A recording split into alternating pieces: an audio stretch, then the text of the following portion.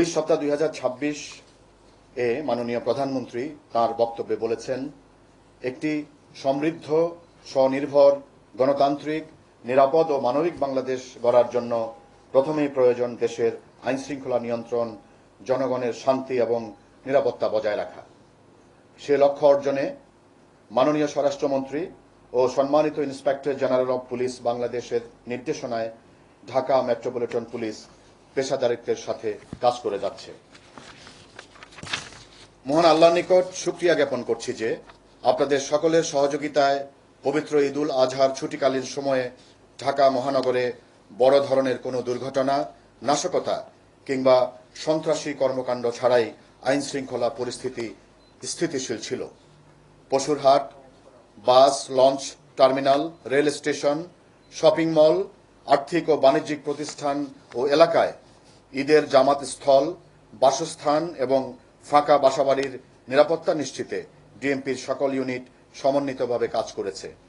এক্ষেত্রে সর্বাত্মক সহযোগিতার জন্য আমি ঢাকা মহানগরবাসী, গণমাধ্যম কর্মী এবং ডিএমপির সকল সদস্যকে আন্তরিক ধন্যবাদ জানাই।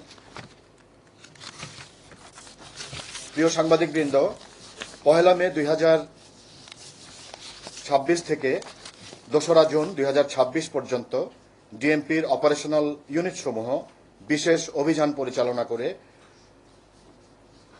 658 জন চাঁদাবাজ, 971 জন ছিনতাইকারী, সন্ত্রাসী, দস্যু এবং 1215 জন মাদক কারবারি সহ সর্বমোট 2844 জনকে গ্রেফতার করে। গত এই এক মাসে ঢাকা মেট্রোপলিটন পুলিশ অভিযান পরিচালনা করে 744 কেজি গাঁজা, 1,79,000 ইয়াবা ট্যাবলেট, 405 গ্রাম হেরোইন, 1281 বোতল ফেন্সিডিল, 28 লিটার দেশি বিদেশি মদ, 29 গ্রাম আইস, 6টি দেশি বিদেশি পিস্তল, 21 রাউন্ড গুলি, 4টি ম্যাগাজিন, 11টি ককটেল ও 12টি দেশীয় অস্ত্র উদ্ধার করেছে। অনলাইন জুয়া, সাইবার প্রতারণা ও অবৈধ ডিজিটাল আর্থিক লেনদেন চক্রের 6 জন বিদেশি নাগরিক তথা চীনা নাগরিক সহ মোট 9 জনকে গ্রেফতার করেছে। এছাড়া 523টি মোবাইল ফোন, 293টি সিম কার্ড, 4টি মাইক্রোবাস, 6টি প্রাইভেট কার, 1টি কাভার্ড ভ্যান, 1টি বাস, 9টি সিএনজি ও 15টি মোটরসাইকেল উদ্ধার করেছে।